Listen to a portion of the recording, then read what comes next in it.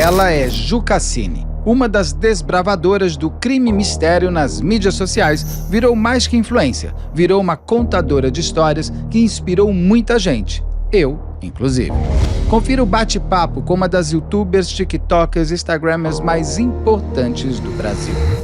Eu fico feliz de você falar isso, de parecer que eu tô contando uma história mesmo, porque eu acho que essa é a intenção, né? Eu sempre fui muito curiosa com esse tipo de tema e eu sempre tive muito medo, assim, aquela coisa.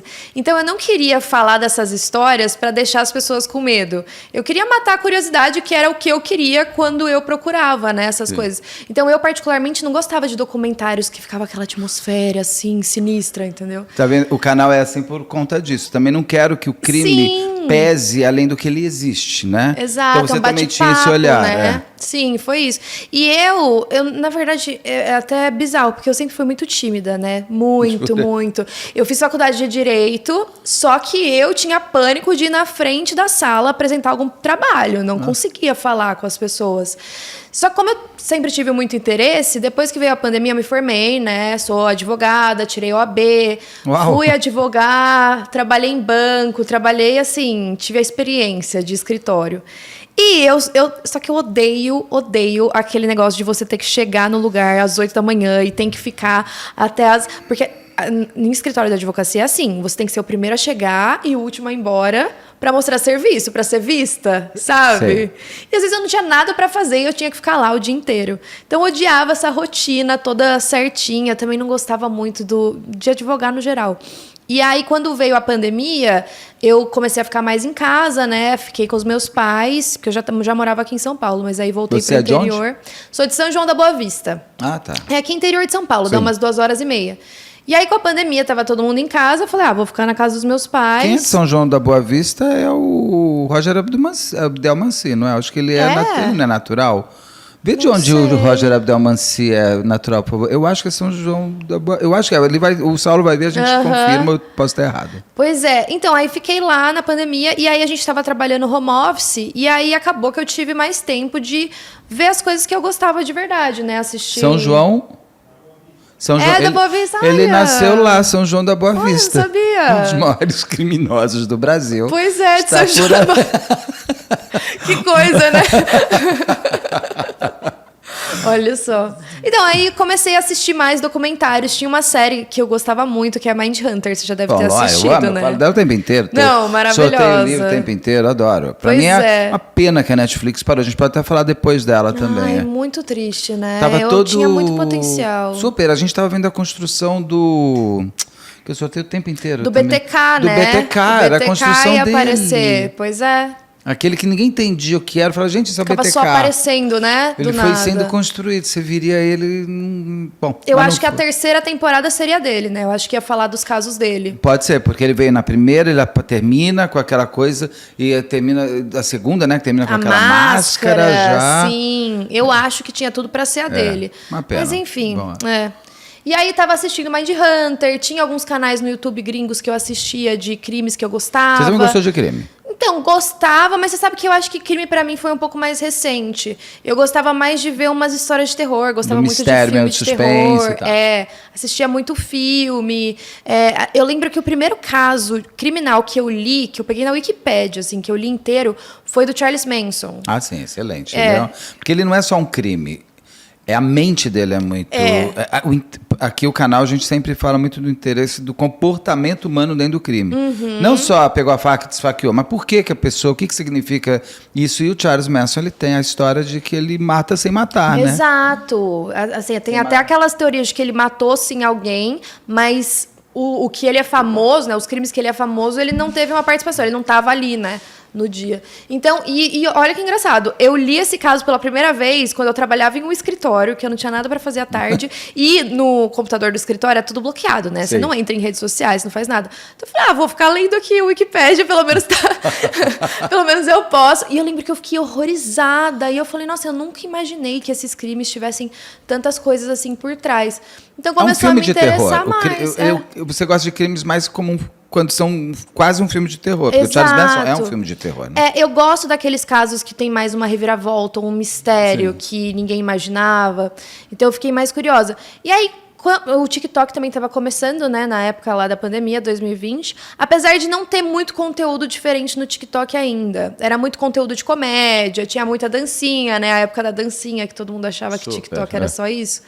E aí, um amigo meu tava fazendo uns conteúdos de série, de indicação de série. E como eu tava vendo esses canais no YouTube, eu falei, de repente eu posso fazer alguns vídeos curtos falando dos serial killers de Mindhunter no TikTok. A gente acaba vendo muita coisa assim no dia a dia, não tem noção, né, do alcance. Então, é muito legal ver isso. Eu tentei dar... eu tentei... não ficar tão nichada, né, nessa parte de casos. Eu quis ir muito para cinema também, que eu amo, eu adoro. Você tá em todas as premieres, em todo mundo, horas em Londres, horas nos Estados Unidos. Eu gosto muito de viajar, e aí, quando eu estava viajando, eu comecei a fazer uns videozinhos em viagem, contando os casos no lugar onde eles aconteceram, né? Então, principalmente caso sobrenatural, essa casa assombrada, aquele hotel Cecil Hotel, que você me contou lá no Vilela que você ia voltar, que na primeira vez você não conseguiu. Pois é. Eu tenho um pouco de medo de voltar sozinha, né? Eu acho que eu voltaria de repente, já pedindo uma autorização. Mas você não conseguiu ir de novo agora? Quando você foi para Los Angeles, eu achei que você tivesse ido. Eu fiquei procurando, você não foi. Eu não fui de novo, não fui. Eu fui só uma vez, que tinha aquele cara meio esquisito lá na frente, querendo entrar junto com a gente. Mas eu acho que assim, tem muita gente que faz investigação paranormal lá. Então, eu acho que deve conseguir alguma autorização com alguém para você gravar em algumas partes. Então, eu acho que eu voltaria se tivesse uma autorização. Ou então com uma galera que tivesse disposta a ir, porque sozinha achei meio perigoso. Porque esse hotel, ele tem uma coisa. Você assistiu ao do American Horror Story Hotel? Assisti. Fantástico, do Ryan Murphy. Com a Lady Gaga. Com a Lady Gaga, aquele hotel, é exatamente o hotel. Esse hotel é interessante porque ele mistura sobrenatural com crime real. Sim, né? Tem tudo, né? Aconteceu tudo lá. Quais crimes aconteceram lá mesmo? É em Los Angeles. Pra quem não souber, é em Los Angeles. O mais famoso, eu acho que é o da Elisa Lam, né? O da menina no elevador, que ela desapareceu. Esse caso você sabe, né? Sei. Mas é você que vai contar. Você quer que eu conte? Pode, por favor. Eu vou contar, então. O da Elisa Lam, se eu não me engano, aconteceu em 2013 ou 2014, que é o mais recente, né? E esse hotel, lá em Los Angeles, hoje em dia não é mais hotel. Hoje é um complexo de apartamentos só. Você pode alugar, acho que tem uns Airbnbs, uns negócios assim. Mas era um hotel muito em conta. Lá em Los Angeles, tudo em Los Angeles é super caro, né? É um dos hotéis mais acessíveis. Só que ele já fica em um bairro não muito seguro lá, né? O prédio é lindo, né? Lindo. Ele é muito icônico, né? Muito famoso. Então, a Elisa Lam, ela era uma turista, né, canadense. Ela tinha ido viajar sozinha para Los Angeles para conhecer. E estava dando tudo certo, né? Ela estava passeando, estava sempre em contato com os pais. E uma parte que foi muito determinante dela depois, quando saiu o documentário falando do caso, é que ela era bipolar. Então, ela tomava remédio, mas não sempre. Às vezes, ela esquecia um dia, esquecia o outro, não era tão constante assim. Então, no último dia, acho que ela ia embora no dia seguinte, ela foi comprar umas lembrancinhas para a família dela, voltou pro hotel. Quando era o dia do voo, ela não voltou para casa, não falou com ninguém. Ficou, assim, um tempo desaparecida, ninguém sabia o que tinha acontecido com ela. E, claro, que os pais foram tentar entrar em contato com o hotel para ver o que podia ter acontecido. Mas antes dos pais entrarem em contato com o hotel, os hóspedes começaram a reclamar que a água do hotel estava com uma cor diferente. E lá eles bebem a água da torneira, né? Sim. Então a água tá com um gosto estranho. E foi aí que eles chamaram um zelador para ir na caixa d'água do hotel para ver o que poderia estar acontecendo. E aí que tem uma polêmica, né? Porque a primeira versão desse zelador é que a caixa d'água estava fechada. Sim. Então ele abriu a caixa d'água, que é uma que fica lá no terraço, né? Tem mais de 2 metros de altura. E aí encontrou o corpo da Elisa lá, ela tinha se afogado. As pessoas estavam tomando água de cadáver, basicamente. Acho que tem até um filme que conta essa história, é Água Negra que chama? Eu não lembro, não. E tem também o Darkwater, essa história? Qual? Essa Água Negra, faz tempo que esse filme tem. Eu não lembro se é desse. Será que não é? Porque eu lembro da Darkwater, um outro filme, mas que agora eu não lembro a história. Mas algum tem dela, Porque né? tem uma série da Netflix ótima sobre o Hotel Cecil. Sim. Que daí tem essa que história. Que tem esse caso, né? Ele destrincha. E tem aquele do matador. Mas o termo dela estava lá na caixa d'água. Daí ela foi encontrada lá e aí começou a investigação para ver o que tinha acontecido. Eles foram checar as câmeras de segurança do hotel e encontraram aquela famosa gravação do elevador que ela tá com um comportamento super estranho, parece que ela tá fugindo de alguém, se escondendo. Parece que ela tá conversando com alguém, parece que tem alguém do lado dela. E você não vê quem é, não tem, né? É um fantasma. Pois é, aí ela aperta todos os botões, a porta do elevador não fecha, aí quando ela sai, a porta fecha, é uma coisa muito esquisita. É muito doido aquilo lá. Muito esquisita. E ela tava sem roupa, né? Ela tava só com a camiseta. E aí, a teoria da polícia é que ela tirou a roupa por conta de hipotermia, porque dizem que você sente calor, né?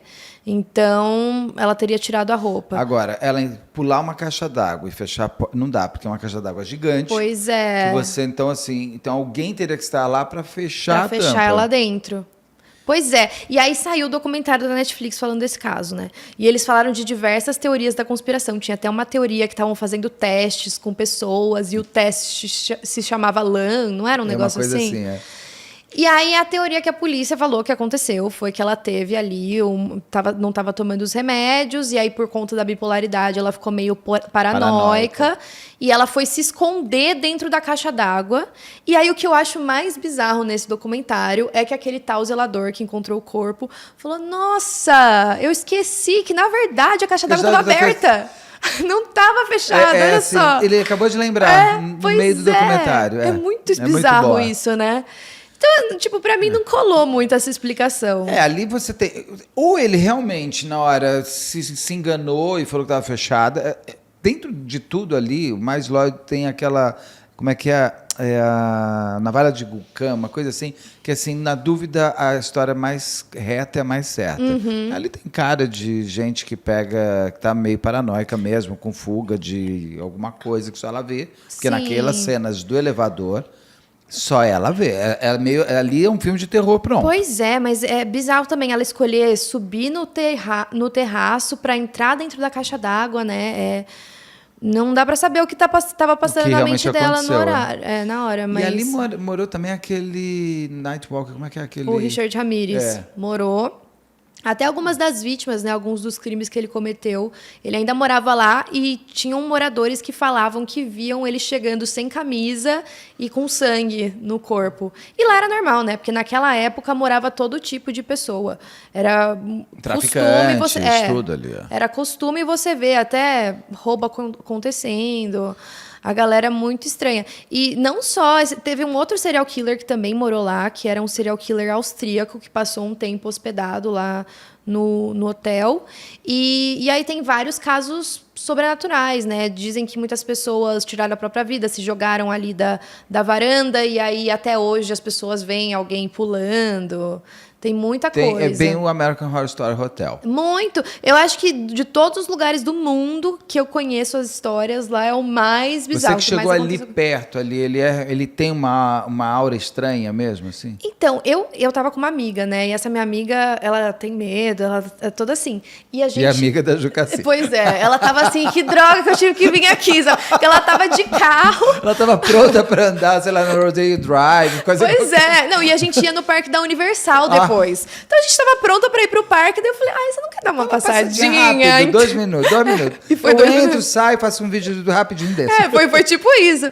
Então, assim, a gente, ali do lado de fora, já estava meio estranho, porque tinham algumas pessoas ali na rua e elas ficaram olhando muito pra gente. Mas a gente conseguiu entrar só na entradinha onde fica a pessoa que tá na recepção. E aí, lá dentro, parecia que tinha uma energia, sabe? Um peso. E eu não sei se é porque a gente já foi pensando, sabendo tudo que tinha acontecido no lugar, ou se é porque realmente tem. Mas eu acredito que tem, porque um lugar desses não tem como não ter uma atmosfera diferente. Coisa, né? Não é só uma história que aconteceu. Pois é. E aí, eu não sei se você viu, mas eles quiseram tentar apagar um pouco essa história toda, e antes, do lado do prédio, estava escrito o nome do hotel e tal, era muito famosa essa pintura, o letreiro ali. Eles pintaram e desenharam um coração azul. Por que um azul? Então, não sei também. Não adianta. Todo mundo sabe que ali é o hotel. As pessoas ali... Aí até porque o letreiro na frente do hotel ainda existe. Porque ele é, inclusive... esse letreiro. Esse letreiro eu acho que até também pode destruir, não é? Tem uma coisa... Deve ser de patrimônio histórico. Coisa, não faço ideia. Porque aquele prédio, pelo menos no crime, ele é de patrimônio histórico. Pois é. E a arquitetura dele é muito bonita. Ele é Uhum. muito art déco, ele é um prédio icônico. E eu lembro que quando ele foi construído, o lobby custou $1 milhão. Era um negócio negócio era para ser majestoso. Só que aí faliu, né? E logo de cara já começaram coisas acontecendo. Pois A Celso é bem... Ele constrói... Já começam, eu acho que dentro da construção já tem coisas que vão acontecendo, você tem um movimento assim ali. E filme brasileiro, qual que você ou de suspense brasileiro, qual que mais o mistério brasileiro? ET de Varginha, você gosta de ET, não? Eu gosto de ET, eu adoro, tem 2 histórias de ET daqui do Brasil que eu adoro, que é a Operação Prato, né? Sei. A mais icônica, e também teve aquele cara que derreteu, já viu aquela história? Qual que é esse? João Prestes... Esse eu não conheço. João Prestes alguma coisa? Foi um que aconteceu, foi aqui em São Paulo, foi aqui no estado de São Paulo. Eu não vou lembrar com tantos detalhes a história, mas ele tinha ido pescar num lago, estava voltando à noite, ele estava voltando sozinho, estrada de terra, e era um dia que estava tendo... será que eu vou lembrar a cidade? Porque eu acho que era no Carnaval. Então, era São Roque, era em São Roque. Nossa, tá. Então, muita gente tinha saído da cidade para ir no Carnaval, então a cidade estava bem vazia, e naquela época, acho que era anos 70, se eu não me engano, era uma vila ainda a cidade, né? Não tinham tantas casas. Então, ele foi andando ali nas estradas de terra, e aquela história clássica de sentir que está sendo observado, né? Meu Deus. E aí ele voltou para casa. Na hora que ele entrou na casa, ele viu que estava trancada. A mulher dele tinha esquecido de deixar a chave com ele, então ele teve que entrar por uma janela. E aí, conforme ele estava passando do quarto ali pelo corredor, ele viu uma luz que foi em direção a ele, uma luz muito forte, e aí ele começou a sentir que ele estava queimando, tipo, desesperado, uma coisa que ele não conseguia fazer parar e não fazia sentido. Aí ele foi correndo até a casa de um outro familiar, e a pele dele parecia que tinha queimado, que ele estava derretendo, sabe? Ficou de um jeito como se fosse radiação. Ele consegue contar, então, isso para as pessoas? Então, ele contou no momento em que ele estava ali começando agonizando e falando algumas coisas. Só que a gente não tem tantos detalhes, porque depois ele acabou falecendo, né? De onde veio essa radiação? Ninguém sabe. Então, foi pesquisado? Eles foram pesquisar, não tinha indício de ser radiação, não conseguiram descobrir de onde estava vindo, se foi de dentro do corpo mesmo, mas tiveram diversos relatos naquela noite de pessoas que viram essa luz no céu. Então, aí tem a história de ter sido... A luz no céu. Eu vi que tem um monte, eu estava vendo teu vídeo, qual que é esse monte? Não é no Brasil, mas... tem algo estranho acontecendo... nos Montes Apalaches. Montes Apalaches. Nossa, esse vídeo, eu juro, eu fiquei tão feliz que ele foi bem, porque é uma história que eu adorei falar sobre. Eu não sei se você acompanha, que eu assisto muito TikTok, né? Menos. Mas tem viralizado muitos vídeos dos Montes Apalaches no TikTok, das Onde pessoas são os que Montes moram Apalaches? lá. Fica nos Estados Unidos, é uma cadeia de montanhas imensa, assim, vai meio que de fora a fora na costa dos Estados Unidos. E esses Montes Apalaches tem uma trilha famosa também, que chama a Trilha dos Apalaches, que para você percorrer ela inteira, você demoraria 8 meses. Tá. É bem grande. E muita gente vai todos os anos para fazer essa trilha, né? Em algum ponto. Tem gente que vai fazer os 8 meses e andar por toda a parte. E tem várias lendas de povos nativos que moram nessa região, de criaturas que tem por lá. E tem uma regra nos Montes Apalaches para os moradores, que depois que anoitece, você tem que trancar suas portas, suas janelas, fechar a cortina. Por que as pessoas não vão embora de lá, Jesus? Bom, é um povo muito tradicional, eu acho, que gosta, né? E se você ouvir alguém assoviando, para você não assoviar de volta. Se seu animal de estimação estiver do lado de fora, para você garantir que é ele mesmo antes de deixar entrar. Nossa Senhora. Várias histórias assim. E aí eu comecei a ficar interessada, porque eu gosto desses mistérios, né? E eu não desacredito de nada. Na minha cabeça, o que a gente conhece do mundo hoje é muito pouco. Cada hora a gente descobre uma coisa nova. Então, assim, se a pessoa tá falando que viu, quem sou eu para falar que não? Então, eu gosto de acreditar em tudo. É claro que tem muitas coisas viajadas. Mas não tem câmeras de segurança? Tem. O que tem? Então, muitos dos vídeos que viralizam são imagens de câmeras de segurança. As pessoas mostram umas criaturas meio esquisitas, umas coisas que não fazem muito sentido. E o que eles falam desses montes é que essa cadeia de montanhas é uma formação muito antiga. Então, a gente não viu tudo de todas as regiões. Podem ter regiões ali que, de repente, tem espécies que a gente ainda não conhece. conhece, que a gente nunca viu antes. E aí, fora essas histórias, né, mais assustadoras, falam de skinwalkers, acho que, não sei se você já ouviu falar. O que são os skinwalkers? Os andadores de pé? Do que é? Esses skinwalkers, de pele eles andante? têm uma lenda muito antiga de uma tribo lá dos Estados Unidos, que é a tribo Navarro, que eles falam que existiam antigamente outras pessoas dessa tribo que queriam fazer rituais para conseguir ir mais rápido de um lugar para o outro e tal, e que eles tinham rituais que faziam com que as pessoas se transformassem em animais. E aí você tinha um caminho bom, que é um caminho que demoraria vários anos de aprendizado para você conseguir chegar nesse ponto, e teria um caminho mau, tipo, maligno, Sim. que eles fariam com que você conseguisse se transformar de forma mais rápida, mas em troca disso você teria que, sei lá, sacrificar um ente querido, todo aquele esquema, né? E aí eles dizem que essas pessoas que escolheram o caminho mau se transformaram em skinwalkers que existem até São hoje. o quê? Zumbis? Eles são... São animais. É como se fosse um animal, mas numa forma meio humana. Que consegue, por exemplo, você vê. Lobisomem. Quase. Quase sei. um lobisomem, acho que a gente pode falar. É como se fosse, por exemplo, um urso que anda em 2 patas. Então, ele, apesar de ele ser um urso, ele. Ele anda lá, fica andando como um ser humano. Isso. E assim, é muito. Se for pensar ao pé da letra, é uma viagem muito doida, né? Mas quando você vê entrevistas do povo navarro, até os mais velhos, eles falam com a maior seriedade do mundo sobre isso. Tipo, é um negócio que, assim, você não mexe, você não fala sobre isso, e eles acreditam piamente que existe. Então, eu acho isso muito interessante, sabe? Todo um grupo de pessoas falando. Isso de skinwalkers foi o que mais viralizou. Tem muito vídeo sobre isso. Dessa coisa que você não vê direito o que está andando. De ser um animal que fica ali te observando, que fica meio à espreita. Muitas histórias. E essas são as lendas, né? Igual aqui a gente tem lenda, tem o Saci, tem gente que fala que já viu o Saci. Tem o lobisomem, eu tenho o sítio em Piracaia, desde que eu tenho, não, meus pais, desde que eu, sei lá, tinha 5, 6 anos, não, 8. É a cidade de lobisomem, Joanópolis. E todo mundo fala, tem muita gente que tem relatos, né? Super, não, lá em Piracaia, quando a gente ficava no anos 80, principalmente, que até o Fantástico fez uma matéria de Cidade do Lobisomem. Nossa, dava 10 horas, todo mundo só queria ficar dentro da casa, trancado, com medo porque ela é uma cidade muito perto da outra. Olha que interessante, vou pesquisar Pesquisa sobre... lobisomem de Joanópolis. Ele tem uma estátua de lobisomem de Joanópolis. Acredito. Vale ser, fica 1h30 de São Paulo, de carro. É muito... A cidade é super bonitinha. E tem Piracaia e Joanópolis, são 2 cidades ali.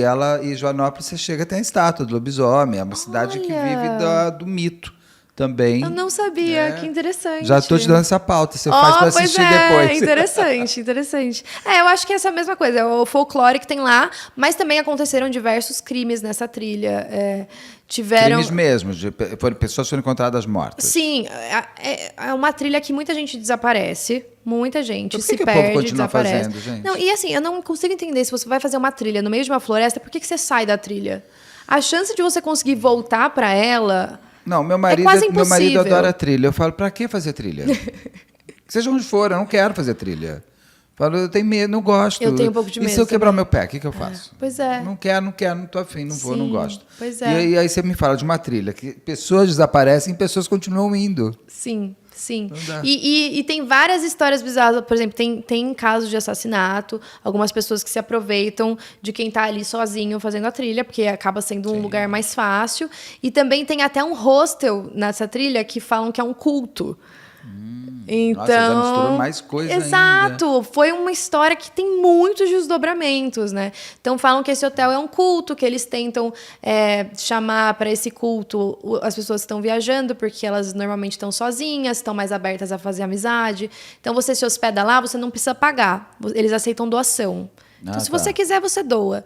Mas aí eles falam, então a gente tem essa fazenda aqui que a gente, né, planta umas coisas. Você não quer trabalhar uns dias lá, ficar junto com a gente? E aí algumas pessoas acabam se juntando a esse culto. E esse culto é um que ele tem em vários lugares do mundo. Não vou generalizar e falar que em todos os lugares são assim. Mas saíram algumas polêmicas sobre eles, notícias, algumas pessoas foram presas por conta de abuso de menor, de tirar fotos, sabe? De pedofilia até.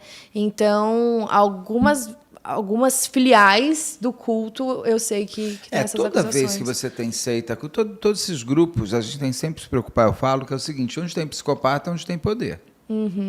Nada como eu ter o poder do seu espírito, do seu desejo, da sua mente, do seu crer, né? A sua fé. Se eu conseguir sequestrar a sua fé, eu tenho você comigo para sempre. Então, olha João de Deus. Olha esse monte de seitas, até Roger Abdelmaci, que a gente falou no começo, é a fé de vou ter um filho. E, né, você consegue ser você tem números, tem aquele Wide Wide Country lá, Sim, do Osho, esse, né? Do Osho. Você tem vários, você tem aquele outro que era do ET, que todo mundo se mata. Então é uma questão de. O problema de uma religião, ou de uma seita, ou de um culto, é que às vezes quem está aqui em cima não quer fazer o bem, ele quer ser o seu dono, né? Isso se replica cada vez mais. Quando você pega uma história, vai ter sempre o começo de que ele aproxima. Aquele Twin Flames que está querendo fazer isso agora, ele que também é igualzinho, né? Conseguiu angariar, conseguiu decidir quem vai casar com quem. Agora eu vou abrir um espaço de terra, vai todo mundo morar dentro dele, e eu sou Jesus, e as crianças só podem ser consagradas por mim, que sou Jesus. Ou seja, ele vai violentar todo mundo. E todo mundo vai aceitar por conta dessa manipulação. Pela fé. Pela fé que ele tem naquela história, naquela pessoa. E aquele outro ótimo da dancinha de TikTok também, que traz... Sim, dançando pro diabo. Gente, que série ótima também, que tem a ver com esse universo. E se você olhar, todos eles se convergem, são pessoas, muitas vezes, precisando crer em algo, e aí vira a vítima perfeita para aquelas pessoas. Né? Tem um livro muito bom, que é da Dark Side, inclusive, que é sobre cultos. Eu já sorteei aqui. Nossa, é muito legal. Que ele fala do porquê as pessoas entram em cultos. Porque eles falam que a pergunta não é... Nossa, porque a gente sempre fica pensando, mas como que essas pessoas caíram? Como que elas entraram? A pergunta é, como que esses líderes foram carismáticos a ponto de convencer essas pessoas a entrarem? Porque é o que você falou, são pessoas que, às vezes, acabaram de sair de casa, perderam algum ente querido e estão precisando de alguma coisa para acreditar... Ou então estão, assim, perderam o emprego, né? São pessoas que estão em uma situação mais vulnerável e aí encontram um conforto com uma pessoa que, no fim, vai acabar abusando delas. Você viu o documentário da Cátia Torres, que saiu da BBC Não agora? Vi ainda. Assista, você pega e vai ver. Muito bom. Eu acabei de fazer, inclusive, antes daqui eu gravei um comentário dele para atualizar o caso. E eu achei interessante que o marido dela, o ex-marido dela, conta que ela veio para o Brasil, eles vieram para o Brasil, para irem no João de Deus e em outros líderes religiosos, que ela queria ver como que eles conseguiam angariar tantas pessoas. E eu acho que é Tim Robson, não sei, também é um outro, se eu estou falando o nome, peço desculpas, de algum cara também que é um líder religioso e ele se organiza em torno disso, como aquele cara da yoga. Através da yoga, ele consegue... fazer um culto através da yoga e abusar das meninas. E as meninas... Então, assim, é uma questão... Ela queria saber como essas pessoas funcionam. Sim. E se você olhar, ela estava se movimentando para esse lado. Para fazer isso. Ela conseguia angariar as meninas que iam até a casa dela no Texas, trabalhavam e se prostituíam para ela ficar com dinheiro, e ela se apoderava do passaporte, do dinheiro, só que ela fazia feitiço, eu te dou banho espiritual, você quer ser igual a mim, então você precisa passar por isso. O seitizador, ele tem, né? Ele tá muito acima do seitizado.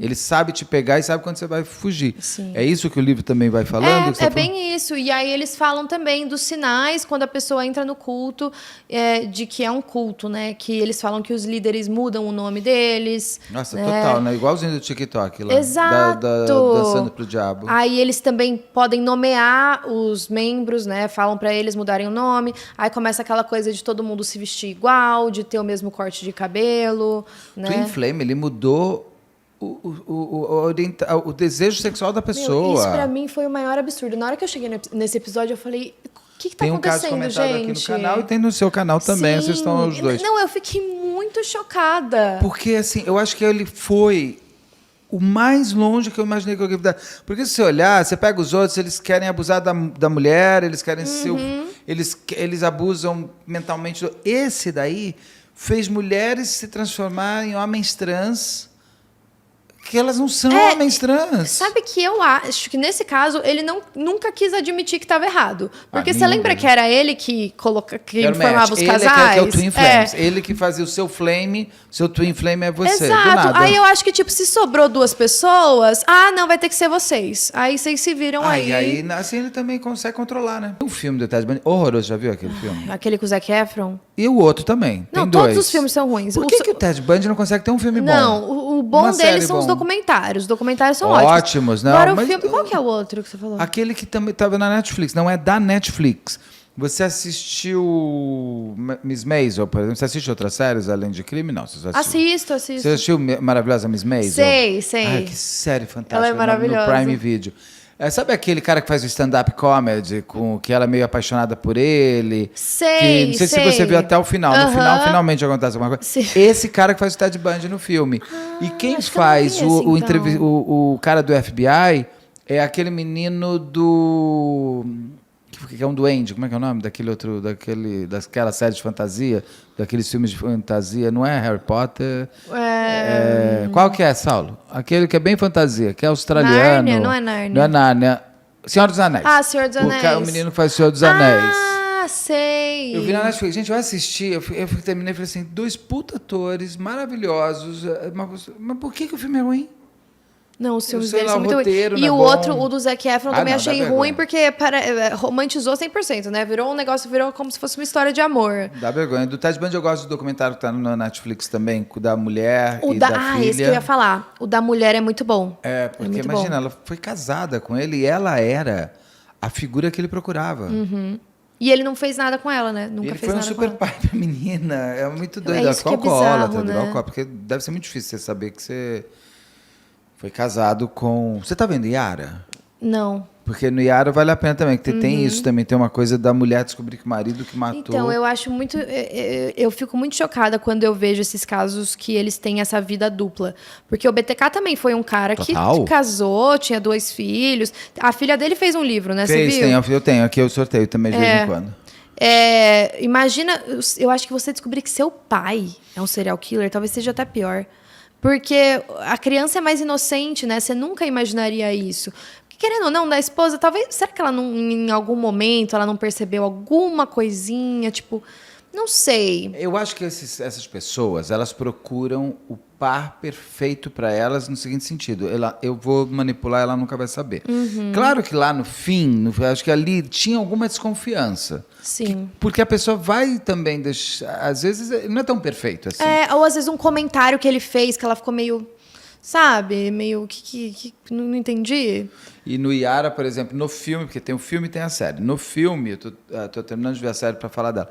No filme, a mulher do cara, ela nem sabe que a casa dela tá grampeada, que a polícia já descobriu que tem que ser ele o autor da morte da menina.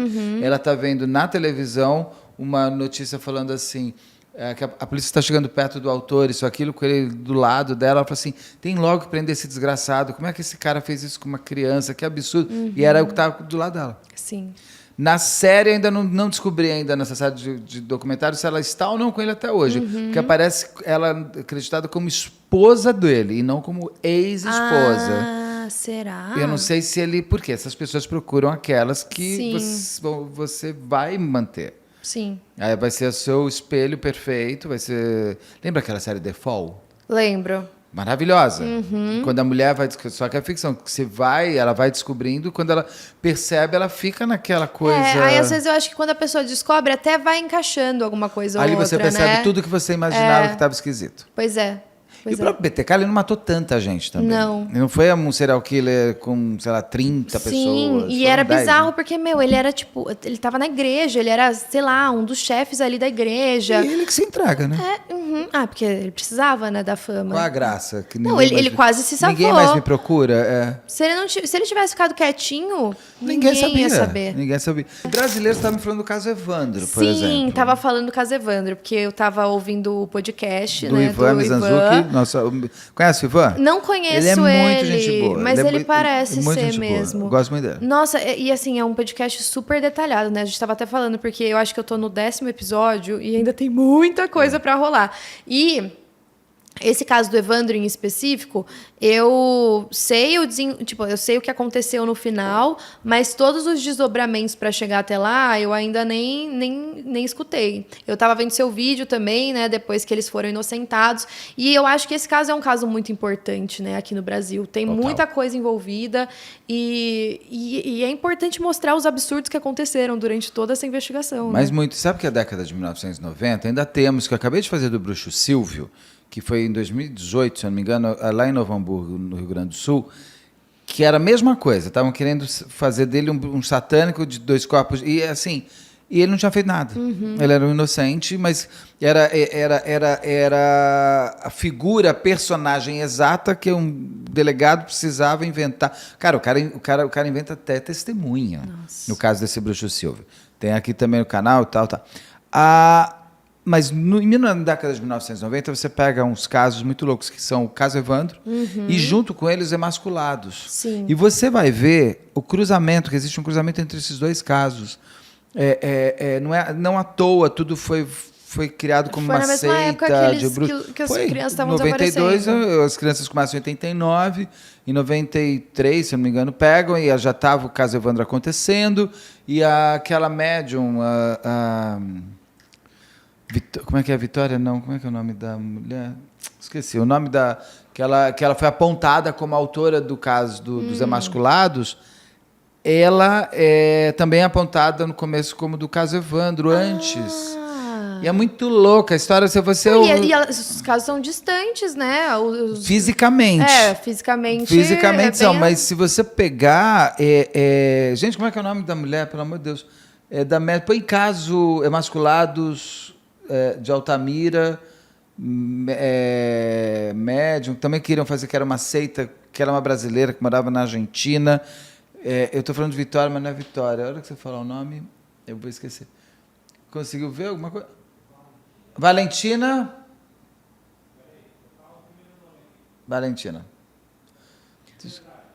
de Andrade. Ela estava na cidade quando o Leandro Bossi sumiu. É fantástico. Lá em Guaratuba. E o ex-marido dela abre um hotel em Altamira. E ela vai para Altamira para encontrar o ex-marido dela, e aí, quando ela volta, começam a sumir as crianças em Altamira. Só que ela volta, fica 2 dias e vai embora. E aí também tem a mesma coisa, assim como você vai ter no caso Evandro, uma maldade, aquilo não é loucura coletiva, aquilo é uma maldade de algumas pessoas que criam um dossiê falso, que inventam uma série de coisas, e que aí você está saindo da ditadura e você tem uma polícia P2 que chama, que é a polícia militar que interfere na polícia civil. Não, e a tortura nem era ilegal nessa época aqui no Brasil ainda. Não era, não, já era ilegal, já é tanto que eles não podem foi? Foi em 1992 tudo isso. Não, é porque a tortura nunca foi legal no Brasil. Não é que ela era legal, é que não era chamado de tortura. Até era então. tortura. O que acontece é o seguinte, você não tinha provas de que acontecia. Como forma legal de ser, você não tinha a lei que permitia a tortura. A tortura ela era sempre pelos calabouços. Você basicamente só fazia o que você queria sem ter consequências. A pessoa era torturada, então eu falo que eu te matei, e depois como é que eu provo que eu fui torturado? Sim, e isso acontece no caso Evandro. Eles foram todos torturados. Você vai descobrir coisas maravilhosas. Por exemplo, quando entra esse Capitão Neves, que é esse cara da Polícia Militar, que foi colocado por uma pessoa lá da cidade para eu vi que ele morreu, né? Ele foi. Morreu, uma pena, que esse homem devia estar preso morto, o resto da vida. Ele tinha uma tara, por exemplo, que o nome dele é Neves. Ao contrário, é Seven. Então, tudo para ele tinha que ser 7. Ele tinha isso mesmo? Tinha. O dossiê, em princípio, era para prender 12 pessoas. Ele falou, não, tem que ser 7.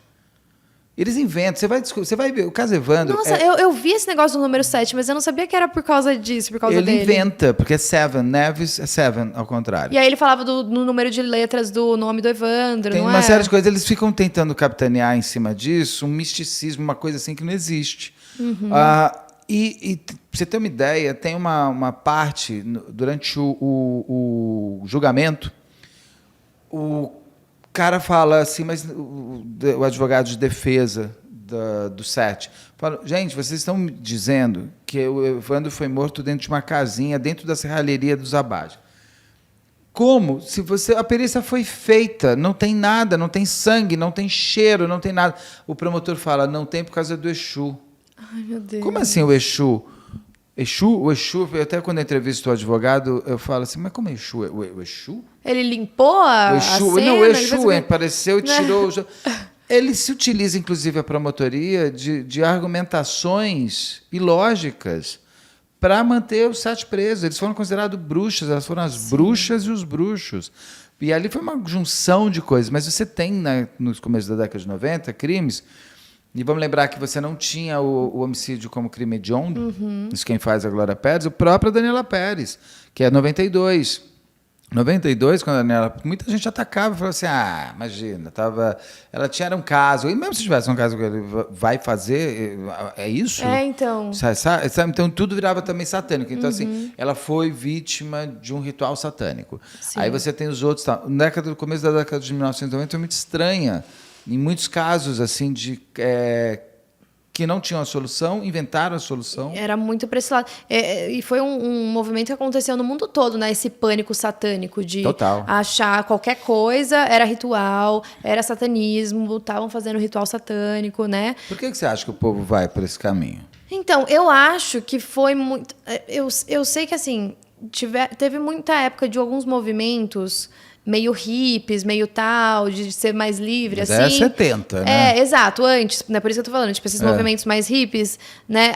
Isso incomodou bastante as pessoas mais conservadoras, né? Então, sempre ia para esse lado de falar de satanismo e que era falta de Deus na vida das pessoas. Também concordo. Então, eu acho que isso vem muito de, tipo, uma sociedade muito religiosa, que se você vê alguma coisa muito hedionda acontecendo, a única explicação é que é o demônio. Sim. São pessoas satanistas, é ritual satânico, né? Se você não tá com Deus no seu coração, então você vai cometer um crime desses. Então, aí as pessoas ficam cegas para a realidade, para as evidências, para as provas que tem ali, porque já quer acreditar em algo mais místico. E eu acho que isso vem muito da falta de conhecimento também. Porque tem muita gente que hoje acompanha o canal, que sabe, mas quem não acompanha, às vezes nem imagina que tem tantos crimes bárbaros acontecendo. E aí, quando eles veem eles já querem achar que é por conta de um demônio. Mas, na verdade, isso sempre aconteceu e acontece sempre. O ser humano ele é tão cruel, talvez mais cruel que o demônio. Eu acho que quando as pessoas põem o demônio, tem 2 pontos. Um, que eu me afasto, né? Então, essa coisa do demônio, eu jamais faria isso. Sim. Então você se afasta da possibilidade de ser um autor de um horror daqueles. E o outro é que dá qualquer coisa possível, né? É isso, o cara fala, o Exu... Exato, porque daí você acredita em tudo. Qualquer coisa, mas como se o corpo está aqui, se ele atirou... mas isso é o demônio, bateu e jogou. É verdade. Então tudo fica possível, porque aí você fala, bom, não tem lógica. Você consegue contar qualquer história. Você criou a lógica, né? Você cortou a lógica. E esse caso, Evandro, agora é o que você está te absorvendo. O Ivan, eu falo pro Ivan... Graças a Deus são muitos episódios, mas eu falo, meu Deus do céu, muitos episódios. Acho que são o quê? Umas 150 horas de podcast, É muita né? coisa. É uma coisa ele assim. É danado, ele faz no detalhe do detalhe do detalhe. Não, é muito detalhado e é muito interessante, por isso que eu tô tomando todo o tempo para ouvir. É aquela coisa de analisar as gravações, e aqui tem um corte, mostrar qual é o corte pra gente. E assim, o podcast dele foi foi muito determinante para que eles fossem inocentados também, né? Ele foi lançado... Não é que foi muito, foi determinante o que acontece. Quando ele faz o podcast, o Ivan, ele traz de volta um assunto morto, literalmente. Ninguém mais falava. Eu mesmo, que já trabalhava com crime há muito tempo, eu nem lembrava direito desse crime. Assim, apesar de eu ter visto à época, não foi um crime que me chamou naquele momento, não me marcou tanto. Mas o Ivan traz de volta o holofote sobre um crime com 7 pessoas que ele acreditava que, ou no mínimo, tinham sido mal investigadas. E ele vai te contando a história. Quando termina... ele consegue, uma pessoa entrega para ele as fitas. E são essas fitas que provam que eles foram torturados. Então, a partir do momento que uma pessoa foi torturada, não tem como você dizer que aquela confissão basta, até porque você ouve eles construindo a confissão. E eu fiquei muito horrorizado, inclusive, de gente falando assim, não é porque ele foi torturado, que eles foram torturados, que eles são inocentes. É terrível quando você faz essa construção de frase, porque eu pergunto para qualquer pessoa sendo torturada, você vai conseguir não falar o que o outro quer? Lógico. Você vai falar o que ele... Só para parar aquilo, e você o nível fala o que de tortura que eles fizeram com todos, mas principalmente com uma mãe e uma filha, Eu fiquei pensando só nisso, imagina.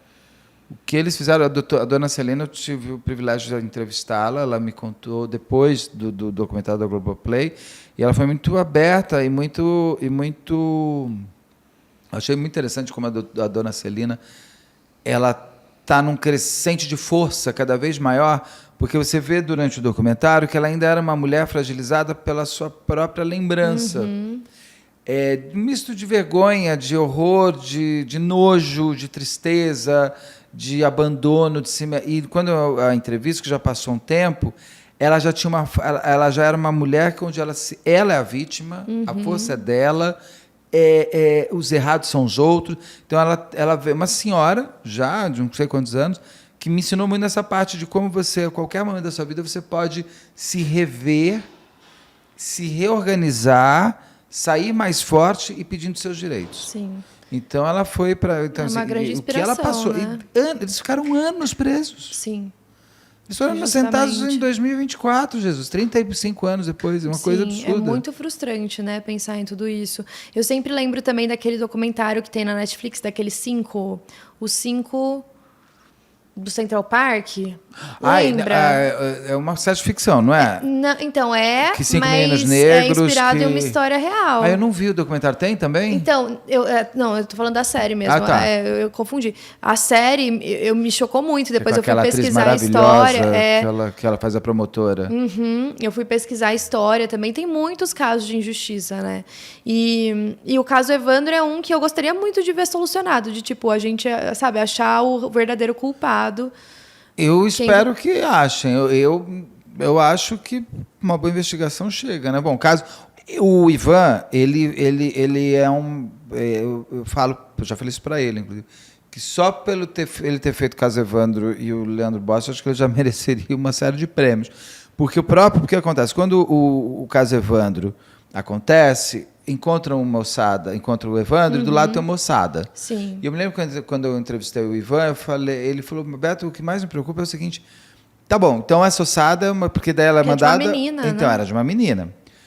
E quem é essa menina? Então, nunca foi investigado. Anos depois, quando acontece o negócio do caso do Evandro, o Ivan consegue estar com mais visibilidade, ele consegue que a polícia do Paraná, porque ele é do Paraná, inclusive, encontre essa ossada e tente descobrir quem é essa menina. Era o Leandro Bossi. Não era uma menina. Era ele. Era o Leandro que estava desaparecido, que o pai morreu esperando o filho. Eu entrevistei o irmão do Leandro Bossi, o Lucas, que ele conta assim, que é um problema até jurídico, porque o pai deixou um terreno no nome do Leandro. Ou um terreno para o Leandro.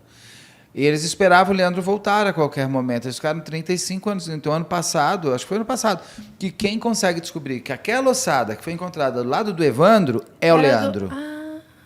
E os pais e a família ficando procurando o Leandro, e não acham o Leandro estava ali. Ou seja, aquilo mostra uma outra coisa. Aquilo é um cemitério de um serial killer. Sim, estão deixando ali. É tipo um maníaco do parque. Então, e são essas coisas que precisa ser. Por isso que a gente até antes estava conversando, assim, eles podem. Tem elementos. Se a polícia for.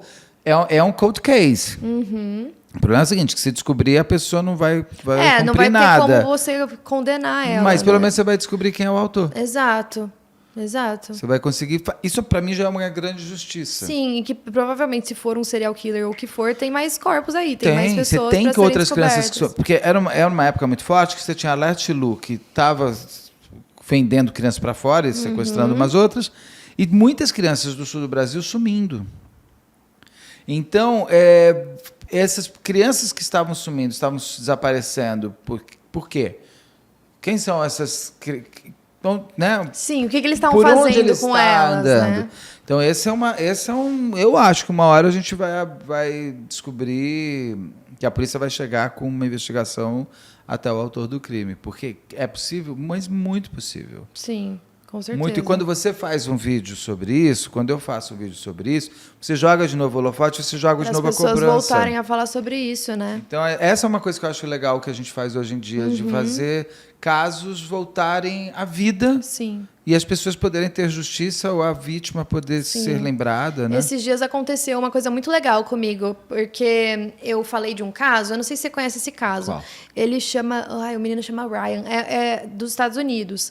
Mas a casa dele foi invadida, ele estava com a namorada em casa, e eles atiraram nos dois. Atiraram na namorada, ela infelizmente morreu, e atiraram nele também no olho. Só que ele não, quando a polícia chegou... Aí, assim, os dois, né, o casal, eles ficaram meio que desaparecidos ali 2 dias. Eles deviam passar o Natal com a família, e aí eles não apareceram. Depois de uns 2 dias, os pais dele foram lá na casa perguntar o que tinha acontecido. E, assim, sem mandar mensagem, sem ligar, sem avisar nada. Quando os pais chegaram, quem atendeu a porta foi o próprio o Ryan, o que tinha levado o tiro. E aí ele abriu a porta, os pais já tinham até chamado a polícia para acompanhar, porque estavam desconfiados que alguma coisa podia ter acontecido. Os policiais entraram, na hora que eles viram a menina no chão, morta, com uma poça de sangue, eles já algemaram o Ryan, eles jogaram ele no chão, ele já deu uma quebrada aqui, Mas ó, ele com no um tiro no maxilar. olho? Então, ele tava com o olho roxo. Mas para os policiais, eles não estavam acreditando em nada que ele estava falando. E ele não conseguia falar o que tinha acontecido. Ele começou a falar, não, eu estava aqui, aí eu estava assistindo televisão, eu fui dormir, eu só quero dormir. Sabe, ele não falava também, ele não conseguia falar. Tinha um tiro na cabeça, devia estar... E aí ele foi levado para interrogatório, e o interrogatório tem na internet... assim, corta o coração. Porque dá pra ver o policial pressionando pra ele falar o que tinha acontecido. Ele fala que ele tá com muita dor de cabeça, que ele não sabe o que aconteceu. Ele falou, eu só quero dormir, eu quero ir pra casa, quando que eu posso ir pra casa? Ele deita, assim, ó, na mesa, coloca o pé pra cima. Não tava sangrando, né? Não, só tava roxo, assim. Só tava roxo, porque a bala se alojou aqui no... Como chama? Sino nasal, sei lá. Ficou alojada, mas tinha passado pelo cérebro um pedacinho e ficou ali. Ele também tava... Então, parecia que ele tinha levado um soco, de repente. E aí ele até perguntava, o que aconteceu no seu rosto? Aí ele falava que a namorada dele tinha batido. Mas ele falava, não sei, não lembro. E aí o policial tentava inventar uma história, ele falava, então, foi isso que aconteceu. Sabe, perdido. E aí, depois de algum tempo, depois de umas horas de interrogatório, assim, 3 horas interrogando, ele falou, não, foi depois que ele me deu um tiro. Aí o policial na frente falou, como assim? Aí ele começou a ver que ele tinha errado. E aí ele chamou uns bombeiros, um pessoal que estava na delegacia, para examinar, para ver se seria possível que ele tivesse mesmo levado um tiro. E aí eles percebem que tem um furo que poderia ter entrado a bala. E aí o policial muda completamente de personalidade, né? Porque antes ele estava lá, bravo com o cara, pressionando. Ele, não, fica calmo, a gente já vai levar você no hospital. E aí ele foi levado para o hospital, viram que ele realmente tinha levado um tiro. Nossa. Descobriram os culpados.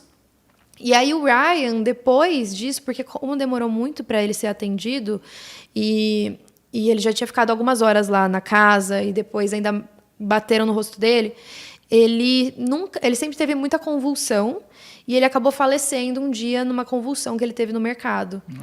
E tudo por conta dessa questão da polícia, que se tivesse levado ele para o hospital antes, talvez ele teria sobrevivido. Aquela outra série da Netflix também muito forte, que tem aquele casal, que a menina aparece chegando na casa do pai, que eles também... O menino é super coloquei, ele tá meio drogadão, Sim. E eles querem que ele confesse que a menina morreu.